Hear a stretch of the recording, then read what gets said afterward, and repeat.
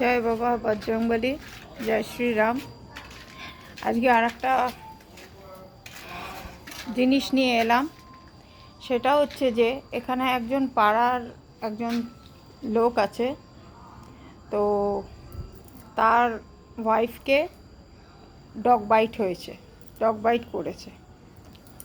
তো যেখানে ডগসগুলো থাকে সেটা হচ্ছে মা আনন্দময়ী আশ্রম যেটা আছে, সেটা হচ্ছে জগন্নাথ শাস্ত্রী বাড়ি, জগন্নাথ শাস্ত্রীজির মা, যেখানে মা কালী পুজো করে উনি নিজের মায়ের নাম রেখেছেন মা আনন্দময়ী। তো ওখানে প্রায় 6-7টা ডগই থাকে।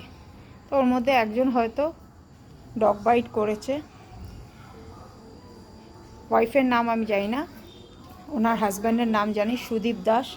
ওনার প্রচণ্ড অ্যালার্জি। প্রথম কথা হচ্ছে আমার বাড়ি নিয়ে অ্যালার্জি।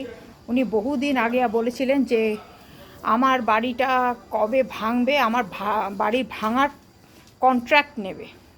তো আজকে যখন এখান দিয়ে যাচ্ছিল, বুকটা খান খান হয়ে গেল, যে দেখছে যে বাড়ি কনস্ট্রাকশন হচ্ছে, রিপেয়ারিং হচ্ছে এবং টোটাল বাড়ি তৈরি হবে। তো বুকটা খান খান হয়ে গেল। সে চ্যালেঞ্জ নিয়েছে আজ রাত্রির মধ্যে সব কটা, ওখানে যে 5 থেকে 6খানা ডগি থাকে, কুকুর থাকে রাস্তার, সব কটাকে মেরে ফেলবে। নাম হচ্ছে সুদীপ দাস। আমার বাড়ির প্রায় 3-4টে বাড়ির পেছনে থাকে। হচ্ছে ছোট ছেলে। ওর বড় ভাইটা হচ্ছে ইতরস্য ইতর। তার ক্লিপিংস আপনাদেরকে অনেক আগে ভিডিও দেখিয়ে দিয়েছি। গত বছর প্রথম দিকে ভিডিও দেখিয়ে দিচ্ছে, যেটা নিয়ে আমি টুইটও করেছিলাম এবং টুইট করার পর সাথে সাথেই সব কটা মানে দুমদাবাকে ভেঙেছে। তো আজকে টার্গেট রেখেছে রাত্রিবেলা। ওর একটা টার্গেট হচ্ছে ওর বাড়ির সামনে কোনো ডগি যদি পটি করে, ওর বাড়ির সামনে যদি একটা ডগি থাকে, ও তাদেরকে খাবারের মধ্যে বিষ খাইয়ে মারবে। সুদীপ দাস নামটা মাথায় রাখবেন।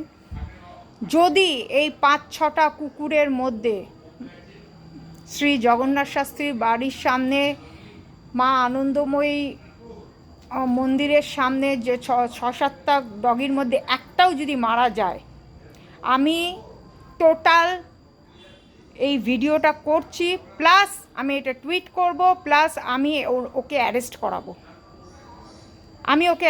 ডগ বাইট হতেই পারে। যদি ডগ বাইট না হতে পারে তাহলে আর ওষুধের তাহলে কোনো বেরোতো না।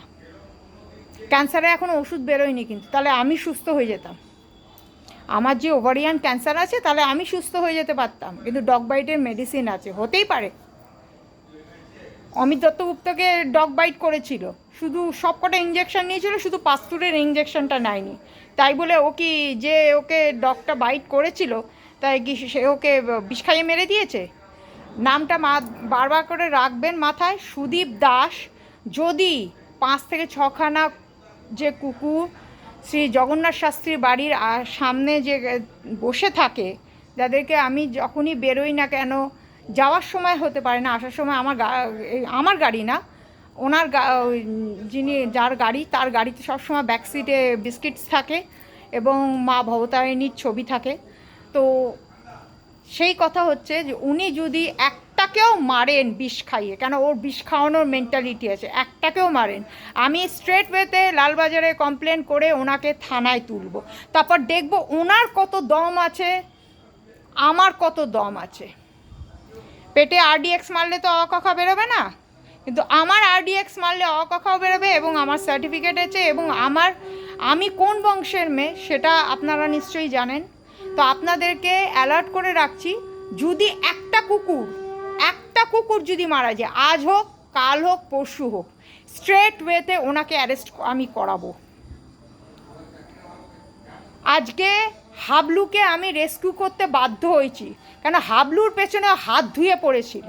হাবলুকে মারার জন্যে, হাবলু যখন 4-5 মাসের ছিল, এখানে একটা কনস্ট্রাকশন হচ্ছিল, ওখানে বালি, ডগিদের একটা স্বভাব আছে না, বালির মধ্যে খেলছিল, ওর সেখানেও অসুবিধা। আমি তো স্ল্যাংস ইউজ করতে পারি না, ওখানেও ওর অসুবিধা। সুতরাং আপনাদেরকে জানিয়ে রাখলাম, সুদীপ দাস যদি একটাও শ্রী জগন্নাথ শাস্ত্রীর বাড়ির সামনে মা আনন্দময়ী মন্দিরের সামনে যদি একটা কুকুর মরে, তাহলে তাহলে Sudip Das will be arrested, এটা আপনাকে জানিয়ে রেখে দিলাম। কারণ কুকুর মারা একটা বহুত বড় একটা হবি হয়েছে, তো যদি অতই মারতে হয় নিজের 2 মেয়েকে মার না, নিজের মেয়েকে মার। ওর গাছ নিয়ে প্রবলেম, গাছ কী করতে রেখেছো, গাছ কেটে ফেলো। ওর আমার বাড়িকে নিয়ে প্রবলেম, আজকে আবার দেখলাম আমার বাড়ি তৈরি হচ্ছে দেখে ওর ভেতরে ভীষণ ইরকিং হচ্ছে। থাকে তো একটা পায়রার খোপে, কিন্তু সহ্য হচ্ছে না। ওই যে বলে না, আবার ঘুরে ফিরে মোটা রোগাকে পছন্দ করে না, রোগা মোটাকে পছন্দ করে না। যদি কোনোভাবে একটা কুকুর মরে, আমি সুদীপ দাসকে অ্যারেস্ট করাবো। আর কি করে ও বেরোয় আর কত দিনের জন্য ওর জেসি হবে, সব ঘাট আমার ঘোরা হয়ে গেছে, অভিজ্ঞতা হয়ে গেছে। 2016 থেকে আমার অনেক অভিজ্ঞতা হয়ে গেছে। থ্যাংক ইউ, আপনাদের সাপোর্ট অলওয়েজ আমার পাশে ছিল, আজও থাকবে। আমি আশা করি এটা আপনারা যতটা পারবেন ভাইরাল করবেন, এবং আমি তো টুইট তো এই মুহূর্তে করছি, এবং এইটা আমি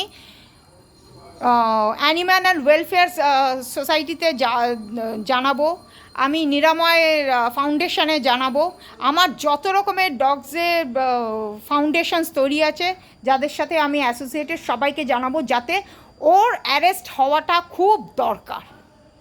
thank you very much, stay blessed.